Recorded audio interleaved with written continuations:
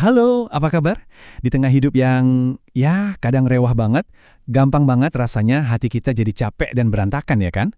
Nah, di pembahasan kita kali ini, kita bakal coba cari tahu sama-sama cara praktis buat menata kembali hati kita. Biar apa? Biar kita bisa nemuin kedamaian dan pastinya harapan baru.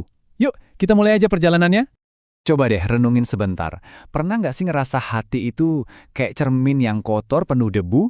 Jadi cahaya yang bagus-bagus, harapan kayaknya susah banget mau masuk. Nah, perasaan kayak gitu, itulah titik awal kita ngobrol hari ini.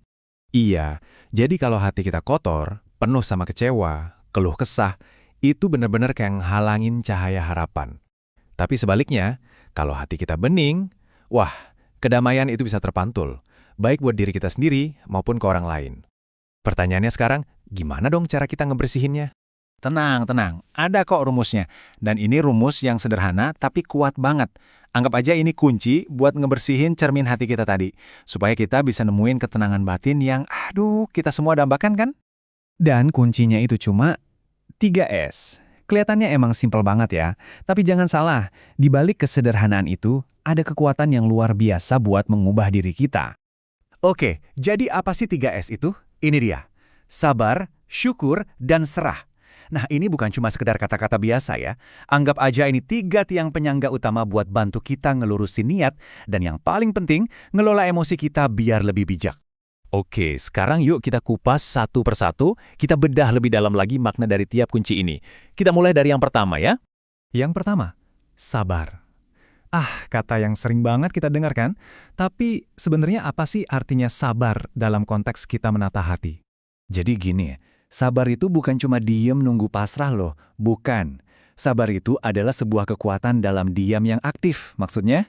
Ini soal kemampuan kita buat nahan diri dari ngeluh pas lagi diuji. Coba bayangin deh, kayak tetesan air, kelihatannya lemah kan? Tapi karena dia konsisten, terus-menerus batu yang keras pun bisa berlubang. Nah, itulah kekuatan sabar. Oke, setelah sabar, pilar kedua yang nggak kalah pentingnya adalah syukur. Nah, yang ini benar-benar kunci yang bisa mengubah cara kita melihat dunia. Syukur itu ibarat seni atau mungkin skill ya. Skill buat fokus ke apa yang udah kita punya, bukan malah terus-terusan mikirin apa yang belum ada. Ini tuh latihan sadar loh, latihan buat ngelihat betapa banyaknya nikmat yang kita punya, bahkan saat kita ngerasa serba terbatas. Dan percaya deh, pergeseran cara pandang ini dampaknya ke hati luar biasa banget. Dan pilar terakhir yang melengkapi semuanya, serah. Ini dia tahap di mana kita bisa benar-benar menemukan rasa bebas yang sejati. Penting banget nih, serah di sini bukan berarti nyerah pasrah tanpa usaha ya. Beda banget. Maksudnya adalah kita usaha dulu semaksimal mungkin, kerahkan semua yang kita bisa. Nah, setelah itu baru deh kita serahkan hasilnya sama yang di atas dengan penuh percaya. Ada rasa lega yang luar biasa loh saat kita bisa ngelepasin beban buat ngontrol hasil akhirnya. Kayak burung yang terbang bebas aja gitu, plong. Oke, sabar, syukur, serah. Kedengarannya bagus banget ya kan? Tapi gimana cara prakteknya? Gimana caranya kita mulai ngelakuin ini hari ini juga? Nah, ini bagian pentingnya. Nah, untuk mulai, kita nggak perlu yang rumit-rumit dulu, cukup 2 langkah praktis. 1, coba deh, maafin luka lama. Serius, nyimpen dendam itu capek banget, kayak kita lagi megang bara api tapi ngarep orang lain yang kepanasan. Kan yang sakit kita sendiri. Yuk, lepasin beban itu. Terus yang kedua, ini gampang banget, mulai tulis syukur harian.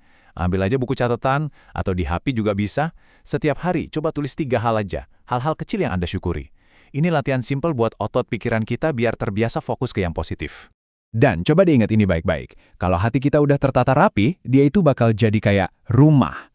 Rumah yang nyaman buat harapan bisa tumbuh subur dan gak akan pernah mati, sekeras apapun badai di luar sana. Sebagai penutup, saya mau kasih satu pertanyaan kecil buat Anda. Setelah kita ngobrolin semua ini, coba deh pikirin, hal kecil apa, satu aja, yang bakal Anda tulis sebagai rasa syukur pertama Anda hari ini. Yuk, coba dimulai.